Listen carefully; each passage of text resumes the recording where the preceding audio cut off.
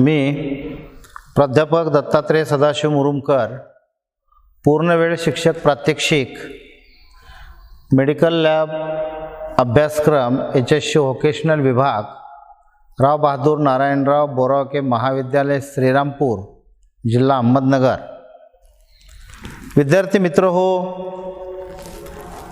मागच्या लेक्चरला आपण ब्लीडिंग डिसऑर्डर्स किंवा ब्लीडिंग टाइम टेस्ट हा एक्सपेरिमेंट आपण डिटरमाइन केला.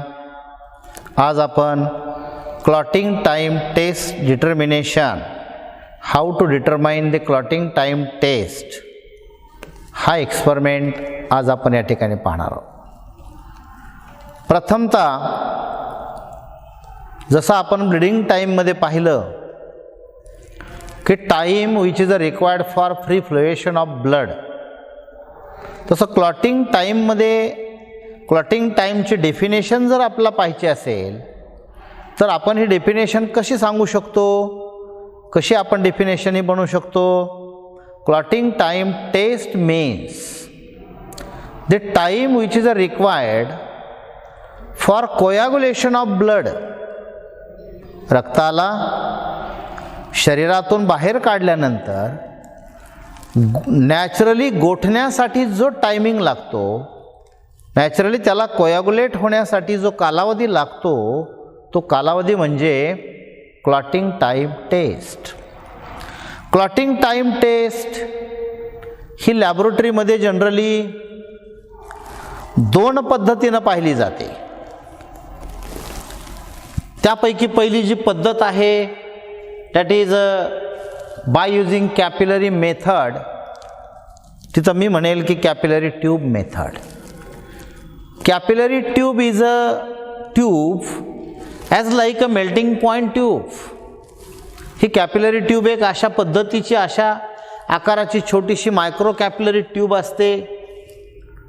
It is a plain glass tube and is absence for anticoagulant in the internal layer. काही कॅपिलरी ट्यूब आपल्याला अशा मिळतात की ज्या कॅपिलरी ट्यूबमध्ये पॅक सेल व्हॉल्यूम डिटरमाइन करायचा असतो. त्यावेळेला ह्या कॅपिलरी ट्यूबच्या आतल्या इंटरनल बाजूवरती हिपॅरिनाइज कोटिंग केलेलं असतं त्या ट्यूबला. म्हणजे हिपॅरिन नावाचा अँटीकोयागुलेटेड लेयर ह्या काचेच्या ट्यूबच्या इंटरनल बाजूने कोटिंग असतो. मग याच्यामध्ये जर हिपॅरिनाइज ट्यूब जर आपण यूज केली तर यामध्ये भरलेलं ब्लड हे कोयागुलेट होणारच नाही. आणि मग क्लॉटिंग टाइम टेस्ट आपली कशी डिटरमाइन होणार, त्यासाठी कॅपिलरी पद्धतीनं ज्यावेळेला आपण कॅपिलरी ट्यूब निवडतो किंवा सिलेक्ट करतो त्यावेळेला ती कॅपिलरीची ट्यूब नॉन हिपॅरिनाइज असली पाहिजे, ती प्लेन असली पाहिजे. म्हणजे अशा पद्धतीची ट्यूब आहे.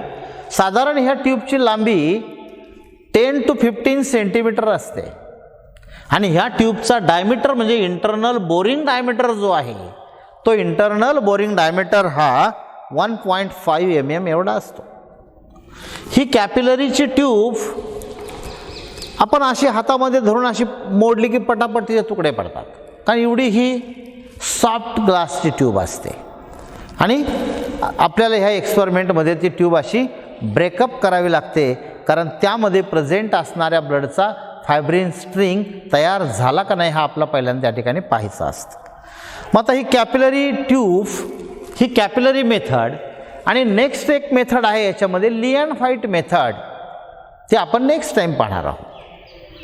म्हणजे ह्या दोन पद्धतीने clotting time test will be determine in a pathological laboratory for investigation of clotting disorders. ज्या क्लॉटिंगच्या डिसऑर्डर्स असतात आणि ह्या क्लॉटिंग डिसऑर्डर्स एक्झामाइन करण्यासाठी प्रॉपर पद्धतीनं आपण क्लॉटिंग टाइम टेस्ट ही या ठिकाणी डिटरमाइन करत असतो. आता हे डिटरमाइन करण्याचा हेतू काय आहे, मूळतः पहा प्रिन्सिपल काय सांगतं आपल्याला. Blood is collected in a capillary tube after a finger prick and the stopwatch is started, the time required for first appearance of fiber string in the clotting time, की याचा उद्देश हेतू हा आहे, प्लेन कॅपिलरी ट्यूबमध्ये ज्या वेळेला आपण blood भरतो, म्हणजे फिंगर टीप आहे, याला प्रिक केली, इथून आपण ब्लड आलं, पहिला ड्रॉप पुसून टाकला, ट्यूब आपण याला लावली, ब्लड ट्यूबमध्ये भरलं जातं. हे कारण ह्या ग्रॅव्हिटेशनल फोर्स आहे, लिक्विड पार्ट हा उंचाकडून उताराकडे वाहत असतो, त्या ब्लडच्या ड्रॉपला आपण कॅपिलरी ट्यूब अशी टच केली की हे ब्लड कॅपिलरी ट्यूबमध्ये भरलं जातं. हे भरत असताना त्यामध्ये एअर बबल्स फक्त येऊ द्यायचे नाहीत, बोटावरचा प्रेशर ढिल्ला करायचा नाही, याला प्रेशर अप्लाय करत राहा, ब्लड येत राहील, ट्यूबमध्ये ब्लड एंटायर होत राहील.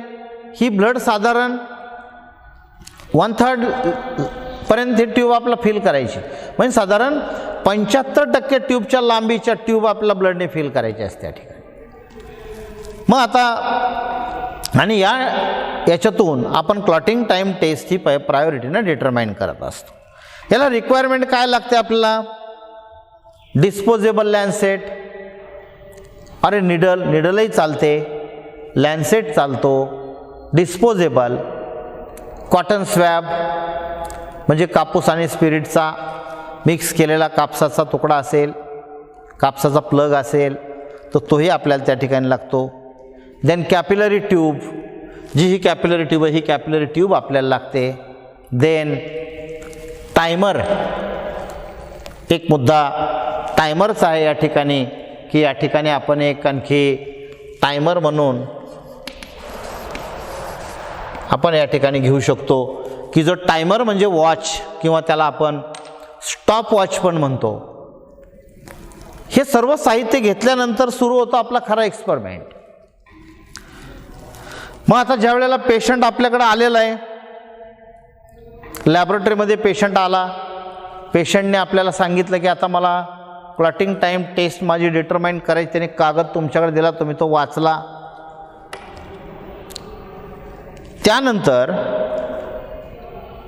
तुम्ही पेशंटचं ब्लड कलेक्शनसाठी साईट पहिल्यांदा सिलेक्ट करा, बाजू निवडा त्याची पहिले. Generally for a clotting time test determination we are selecting a finger tip, that is a finger tip. हे बोट आहे, हे बोटाचं टोक आहे, 4th finger tip, left hands 4th finger, डाव्या हाताचं 4थं बोट, आणि त्याचं टोक आपण त्या ठिकाणी निवडतो. त्यानंतर जी बाजू निवडली ती बाजू पहिल्यांदा क्लीनअप करा, मेक इट वेल स्टराईल. ह्या बाजूला पहिल्यांदा क्लीन करा, व्यवस्थित स्टराईल करा with the help of cotton swab. जो तुम्हाला कॉटनचा स्वॅब दिलेला आहे स्पिरिटमध्ये बुडवलेला, त्याने पहिल्यांदा हे संपूर्ण बाजू क्लीनअप करा. कुठल्याही प्रकारची इम्प्युरिटी ही फिंगर टिपवर प्रेझेंट राहणार नाही याची काळजी घ्या. Then to give the movement, give the motion of finger. हे फिंगर टिप आहे, या फिंगर टिपला मोशन द्या, एक बोटाचा सपोर्ट खाली द्या, दुसऱ्या बोटाने याला वरच्या बाजूने अशी मुवमेंट करा. मुवमेंट केल्यानंतर काय होईल, ह्या बोटामध्ये ज्या सर्क्युलेटिंग फेन्स असतील, ब्लड सर्क्युलेशन असेल, हे ब्लड सर्क्युलेशन असं टिपकडे येईल आणि नंतर ह्या टोकाला 2 बोटामध्ये असं घट्ट पकडा. असं घट्ट पकडल्यानंतर पहा, हे आपलं फिंगर टिप रेडी झालं का नाही, रेड कलर याच्यावरती आला का नाही, आल्यानंतर हा प्रेशर थोडा रिलॅक्स करा. पुन्हा जी तुम्हाला निडल किंवा लॅन्सेट तुम्ही दिली ती न्यू आहे का, वेल सरला आहे का पहा. खोललेली असेल, वापरलेली असेल, दुसऱ्या पेशंटला वापरली, त्याच्यात घालून ठेवली, अशा सिरिंज असेल, ही लॅन्सेट असेल किंवा निडल असेल, अशा रियूजमध्ये पुन्हा घ्यायच्या नाही. न्यू लॅन्सेट घ्या, ओपन करा, त्याला कुठंही टच करू नका, फिंगर टिपला प्रेशर अप्लाय करा आणि फिंगर टिपच्या टोकाला प्रॉपर पद्धतीनं या फिंगर टिपला आपण असं पकडलं, ह्या धाटामध्ये लॅन्सेट घ्या, हा करंगळीवरती टेकवा. अशा पद्धतीनं लॅन्सेट तुम्ही एंटायर करा की लॅन्सेटला पुढच्या बाजूला जो असा त्रिकोणी आकाराचा चांप असतो, पॉइंटर असतो, तो पॉइंटर 1 mm लेंथचा आहे. तेवढी लेंथ आपल्या स्किनमध्ये एंटायर झाली पाहिजे, हे मात्र दक्षता घ्या. म्हणजे you have to prick finger tip properly, then blood oozes out properly and you have to calculate your clotting time test is correctly. म्हणजे ज्या वेळेला आपण फिंगर टिपला उत्तम पद्धतीनं पंक्चर करू, व्यवस्थित त्याच्यावर प्रेशर अप्लाय केलं असेल, तेव्हा त्यातून बाहेर पडणाऱ्या ब्लडचं व्हॉल्यूम सुद्धा प्रॉपर असेल, त्यावेळेला तुमचा रिझल्ट हा ॲक्युरेट आल्याशिवाय राहणार नाही, परफेक्ट तुमचा रिझल्ट येईल. त्यानंतर make an incision with a sterile lancet as soon as blood start flow, then start the stopwatch.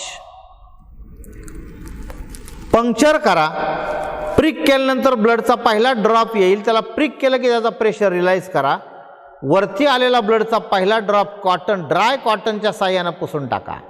पुन्हा फिंगर टिपवर प्रेशर अप्लाय करा, ब्लड यायला लागेल. ब्लड यायला लागलं की ही तुमची कॅपिलरी ट्यूब घ्या आणि कॅपिलरी ट्यूब अशी ब्लड ड्रॉपला टच करा. एका बाजूने बोटावर प्रेशर तुमचा चालू राहू द्या.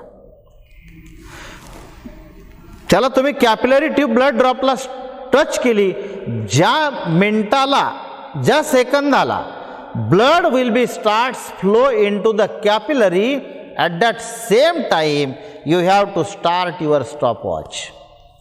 त्या सेम टायमिंगला तुम्ही तुमचं स्टॉपवॉच स्टार्ट करा. Then whip off the first drop of blood and allow the blood to flow thoroughly in capillary tube. There must no air bubbles or no air gaps in the capillary tube. जी capillary tube आपण use केली, त्या capillary ट्यूबमध्ये कुठल्याही प्रकारचा एअरचा bubble त्यामध्ये येता कामा नये, किंवा एअर बबलमुळं कॅपिलरी ट्यूबमध्ये गॅप येता कामा नये, की ब्लडचा लेअर हा सायमल्टेनियसली आणि कंटिन्युअसली त्या ट्यूबमध्ये आलेला पाहिजे. त्यावेळेला ती ट्यूब प्रॉपर पद्धतीनं फिलिंग होते, आणि ट्यूब प्रॉपर फिल झाली की मग after 2 minute first breakup tube, हे जे आपण तुकडे काचेचे ब्रेकअप केले, 2 मिनिटानंतर ज्या बाजूला ब्लड तुमचा असं फ्लो होत गेलं, त्या बाजूने पहिल्यांदा 1 ते 2 सेंटीमीटर लांबीचा पहिला ब्रेकअप करा, आणि याच्या खाली नोंद करा की हा तुम्ही किती मिनिटाने केला, 2 मिनिट, की 2 मिनिटानंतर तुमचा हा पहिला ब्रेक आला. 2 मिनिटानंतर after 2 minute break off the capillary tube 1 to 2 centimetre from one end of capillary tube when a thin string. त्यानंतर पुढचा दुसरा ब्रेक तुम्ही करा.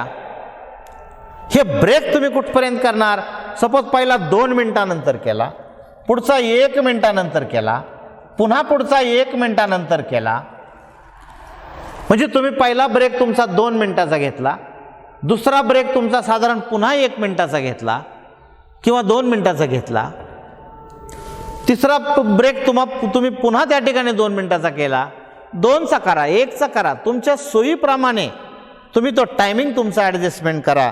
आणि ज्या वेळेला when a thin fibre string,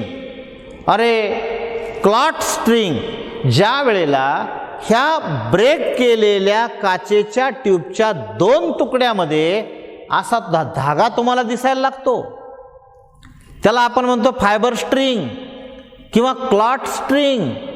ब्लडचं जे कोॲग्युलेशन झालं ना, त्या कोॲग्युलेशनचा हा थ्रेड आहे, आणि ह्या 2 ब्रेकमध्ये हा थ्रेड आलेला आहे. असा हा थ्रेड आपल्या या ठिकाणी दिसेल, याला आपण क्लॉट स्ट्रिंग म्हणा किंवा फायबर स्ट्रिंग म्हणा. फायबर स्ट्रिंग आलं की त्या मिनिटाला तुम्ही तुमचं स्टॉपवॉच बंद करा. स्टॉपवॉच बंद केल्यानंतर येणारे जे ब्रेक तुमचे किती आले ते तुम्ही मोजा. सपोज तुमचा पहिला ब्रेक तुम्ही 2 मिनिटानंतर घेतला, पहिला तुकडा, दुसरा ब्रेकअप तुम्ही 1 मिनिटानंतर केला, तिसरा ब्रेकअप तुम्ही पुन्हा 1 मिनिटानंतर केला, टोटल तुमचे मिनिट झाले 4. फायबर स्ट्रिंग तुम्हाला 4थ्याच मिनिटामध्ये दिसला, म्हणजे तुमचा रिझल्ट येईल 4 मिनिट, आणि आपली नॉर्मल व्हॅल्यू आपल्याला सांगते 4 to 9 मिनिट. मग याच्यामध्ये जो तुमचा ब्रेक आला क्लॉटिंग टाईमचा, हा जर 4 मिनिटाचा आला, आणि तुमचा क्लॉटिंग टाईमची नॉर्मल व्हॅल्यू 4 मिनिटापासून 9 मिनिटापर्यंत ही तुमची नॉर्मल आहे, म्हणजे तुमच्या पेशंटचा आलेला रिपोर्ट तुम्हाला काय सुचवतो, that a patient is normal, it's clotting time is normal. त्या पेशंटचा क्लॉटिंग टाईम रिपोर्ट हा नॉर्मल आहे. आणि आपल्या रिझल्टप्रमाणे त्याचा रिपोर्ट हा त्या ठिकाणी 4 मिनिटावर आला. मग याचं क्लिनिकल सिग्निफिकन्स काय सांगतो आपल्याला तर पहा. Clotting time is perform as a screening test, की क्लॉटिंग टाईम टेस्ट ही एक स्क्रीनिंग टेस्ट आहे. कशाबद्दल, की टेस्ट फॉर कोयागुलेशन डिसऑर्डर्स. एखाद्या पेशंटच्या रक्तामध्ये 9 मिनटं होऊन जातात, तुमची नॉर्मल लेवल 4 मिनटापासून 9 मिनटापर्यंत आहे, आणि एखाद्या पेशंटचे 10 मिनटं होतात तरी ब्लड कोयागुलेशन थांबत नाही. म्हणजे त्यामध्ये काहीतरी ब्लड डिसऑर्डर्स आहे. रक्ताला गोठण्याच्या क्रियेमध्ये अडथळा निर्माण करणारे घटक त्या पेशंटच्या बॉडीमध्ये प्रेझेंट आहेत. For example, that patient may be सफर बाय डायबेटीस मेलेटस. तो पेशंट डायबेटीस मेलेटस असला पाहिजे. त्या पेशंटच्या ब्लडमध्ये प्लेटलेटची संख्या कमी झालेली असली पाहिजे. त्या पेशंटच्या बॉडीमध्ये डिफिशियन्सी ऑफ विटॅमिन केची डिफिशियन्सी असली पाहिजे. मग ज्यावेळेला हे डिफिशियन्सी फॅक्टर बॉडीमध्ये येतात त्यावेळेला खऱ्या अर्थानं त्याच्या डिसऑर्डर्स हे आपल्याला त्या ठिकाणी पाहायला मिळत असतात. Second one, prior to any major surgery this test is carried out. ज्यावेळेला एखाद्या पेशंटची एखाद्या हॉस्पिटलमध्ये मोठ्यात मोठं सर्जरीचं ऑपरेशन होतं, मोठं त्याचं सिव्हिअर सर्जरीचं ऑपरेटिव्ह आहे, आणि ऑपरेटिव्ह केल्यानंतर त्या पेशंटच्या ब्लडची पहिल्यांदा क्लॉटिंग टाईम टेस्ट डिटरमाइन करतात का, तो ऑपरेटिव्ह झाल्यानंतर त्याच्या बॉडीतून ब्लिडिंग व्हायला नको. कारण ब्लिडिंग जर थांबलं नाही तर बॉडीमध्ये इंटरनली ब्लिडिंग होतं, हिमोरेज होतं, आणि त्याचे प्रॉब्लेम्स त्या पेशंटवर येत असतात. म्हणजे अशा पद्धतीनं एक साध्या पद्धतीची जी कॅपिलरी मेथड आहे ही मेथड आपण आज या ठिकाणी पाहिली. म्हणजे या पद्धतीनं साधारण त्या पेशंटच्या बॉडीमध्ये प्रेझेंट असणाऱ्या ब्लडच्या स्क्रीनिंग टेस्टनुसार कोयागुलेशन डिसऑर्डर्स डिटरमाइन करण्यासाठी आज आपण ही कॅपिलरी मेथड या ठिकाणी पाहिली. आता नेक्स्ट टाईम आपण पुढची क्लॉटिंग टाईम टेस्ट पाहू, that is Lee and White method. Okay, thanks.